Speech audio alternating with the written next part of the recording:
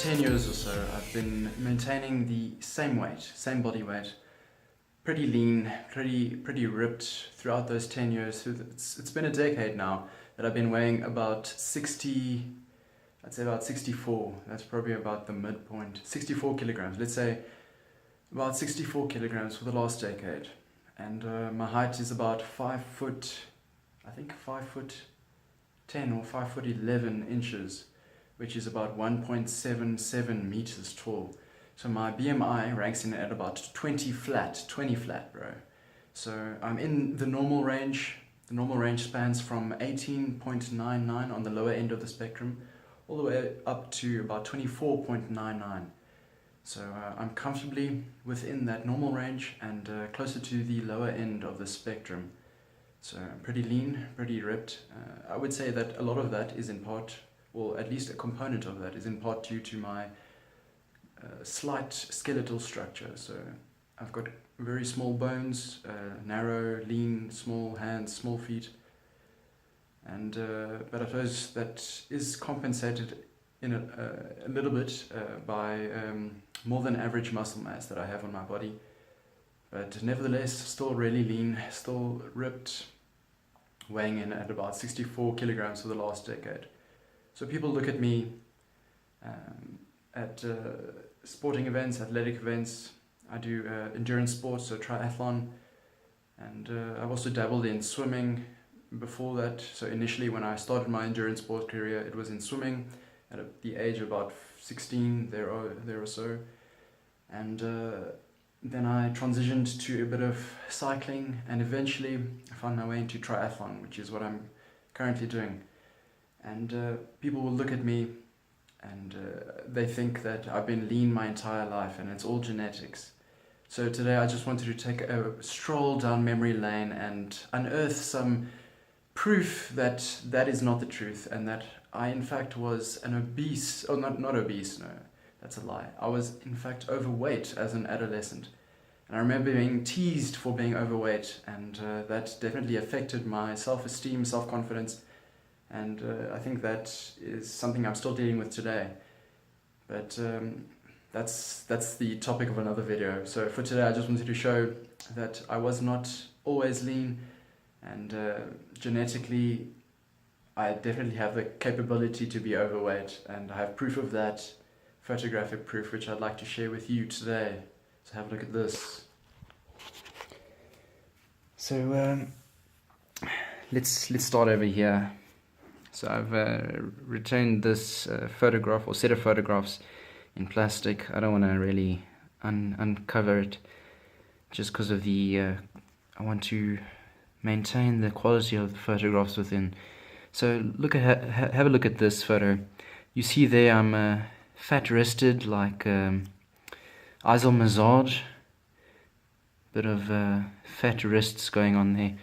You can see there's a whole lot of adipose tissue being stored throughout my body, and look at those cheeks, chubby cheeks. Look at that, and that set of chubby cheeks were definitely what allowed me to become a victim of bullying. So I was definitely bullied psychologically or emotionally by my peers at school, and that probably is because they simply couldn't find these chubby cheeks resistible, hey? You just want to tease those cheeks, don't you, hey? So that's the first one. I must have been in early primary school at that point. I'd say I was about between the age of, 8 and 12. I'm not sure here at this point, but I don't even think that's when I was at my fattest. But that's just some proof that I was a little chubby chucker with fat wrists and a Happy Meal smile, eh? How'd you like that? Ronald McDonald inspired smile with some chubby cheeks, rosy chubby cheeks, to top it all off. And then moving on to the next one, I suppose I was a budding male version of what Durian Rider calls a handbag basic.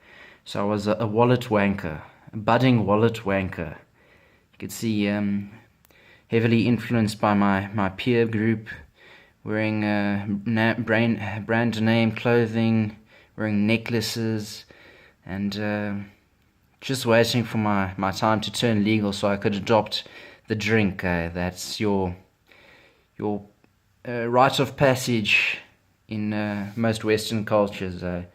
You once you start cleaning the bottom of alcohol beverage bottles, then you know you've arrived. That's the truth for most people in Western society today. And this picture shows a little bit more, or reveals a little bit more of my overweight physique. You can see it's very broad around the midriff, very broad band, broad shoulder, but broad tummy and hips, broad hips and tummy. Love handles cooking, a lot of Happy Meals and Big Macs and chocolates, chips, sweets, cookies, cakes, Chelsea buns, all that sort of stuff, adding to this physique. It was building a little wall up, and so you see there, you can definitely see I had some overweight times in my past, and I think I'll leave it at that for now.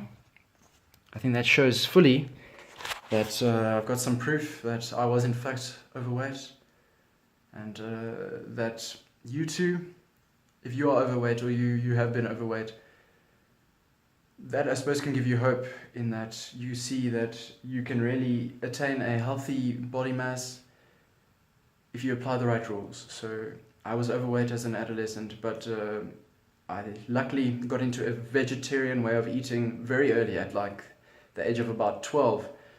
And from then my weight started to normalize or stabilize, get down to a healthier body weight, because I was avoiding the Happy Meals, the chocolate. Well, I was still eating some chocolates, but so I just transitioned to a lacto-ovo vegetarian diet, and my weight stabilized. I lost a lot of weight. It took a couple of years, and I didn't really attain my current body weight or leanness until I adopted endurance sport, and that was about at the age of 16 years of age, or yeah, 16, about 15, 16, thereabouts. And so since a couple of months in of practicing endurance sport every day, my weight has been the same for the last decade. So I'm currently 26 years old, almost 27, and my weight's been about 64 kilograms since then.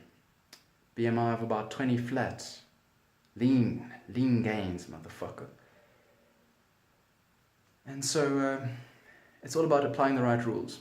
Eating healthy, eat real food. Don't eat this nonsense manufactured bullshit like chocolates, chippies, cookies, all this nonsense. Eat real food. Fruit, vegetables, grains, as much of that healthy food as you want, because if you restrict the healthy food, you're going to gravitate to the unhealthy food, the snacky nonsense snacks later in the day, because it's simply a survival mechanism. You have to get a certain amount of calories in the day. If you don't, your body goes into a state of distress, or state of looking for foods that are high in calories. Your body looks for those doses of high calories, because you have to each day you have to consume a certain amount of calories. Simple rule to be aware of. And so if you want to be lean, I would say exercise regularly, daily if possible. I'd say daily is probably what you have to do. Daily exercising, you don't have to kill it. You don't have to do interval sessions every day. That's not going to be sustainable. You have to do something that you can sustain over the long term. Transition to a vegan diet. Vegans have a lower BMI in general, and so that is an important factor to take into consideration and to make a part of your regime if you want to be lean and ripped long term in a sustainable fashion.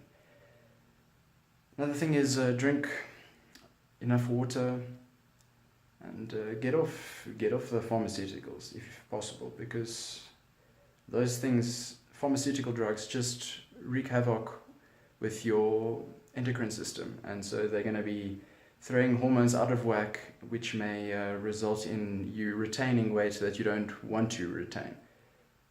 And eat clean as much healthy foods as you want, as close to the natural form as possible. That's the rule of thumbs you should be applying. So it's drink enough water. During riders is a quart of water before meals. Number 2 is transition to a vegan diet. Number 3 is eat as close to the natural form of foods as possible. So lots of fruit, lots of vegetables, lots of whole grains, as much of the healthy food as you want, as you care for. Number 4 is exercise regularly, make it daily in a sustainable way. Do something, move your body that in a way that you enjoy. That's how it will be sustainable. And number 5 is carbohydrates are important. Carb the fuck up.